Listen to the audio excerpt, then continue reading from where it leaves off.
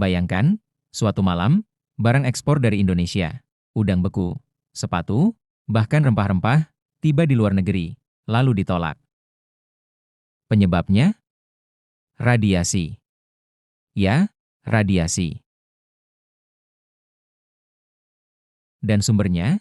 Sebuah kawasan industri di Banten, yang namanya sekarang jadi kata yang menakutkan, Cikande.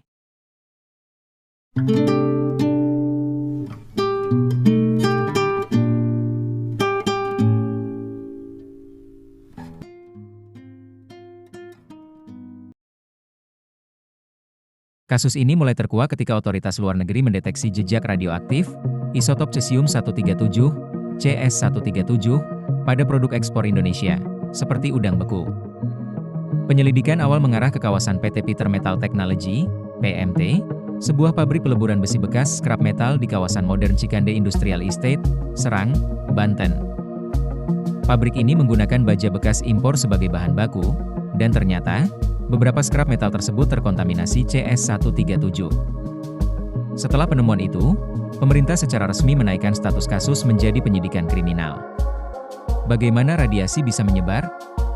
Dugaan utamanya, saat proses peleburan, partikel radioaktif dari logam bekas ikut mencemari udara, debu radioaktif menyebar, kemudian menempel ke permukaan, ventilasi, bahkan mengontaminasi area sekitar pabrik, termasuk pabrik pengolahan udang beku yang berjarak kurang dari 2 km. Akibatnya, produk ekspor pun ikut tercemar. Karena CS137 bersifat berbahaya, paparan jangka panjang dapat menyebabkan risiko kesehatan serius. Hasil penyelidikan menunjukkan setidaknya 22 fasilitas di kawasan Cikande tercemar.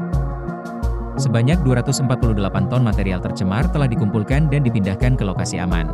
Sedikitnya 9 pekerja dan orang terkait telah diuji positif terkena radiasi CS137. Meski pemerintah menyatakan sudah dilakukan dekontaminasi dan area dijamin aman. Pemerintah bahkan sempat menghentikan impor scrap metal sebagai respon atas insiden ini.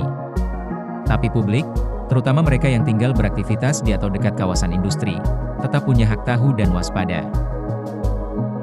Lalu, apa artinya buat kita? Apakah semua produk Indonesia sekarang berbahaya? Tidak juga. Pemerintah dan otoritas regulasi telah bekerja keras, decontamination, monitoring radiasi rutin, dan kontrol ketat terhadap impor scrap metal.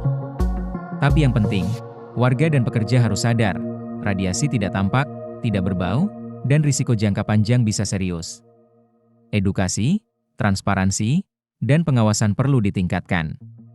Kasus Cikande adalah alarm bagi kita semua, bahwa limbah logam, terutama impor, bukan sekadar soal harga murah, tapi bisa membawa bahaya tersembunyi. Jika kamu tinggal dekat kawasan industri, atau sering membeli barang bekas logam, tetap kritis. Mari dukung transparansi dan regulasi lingkungan, agar keamanan pangan, kesehatan, dan lingkungan kita tetap terjaga. Kalau kamu tertarik untuk tahu lebih dalam, bagaimana radiasi diukur, bagaimana dampaknya ke tubuh manusia, atau bagaimana sejarah kasus serupa di dunia, tulis di kolom komentar.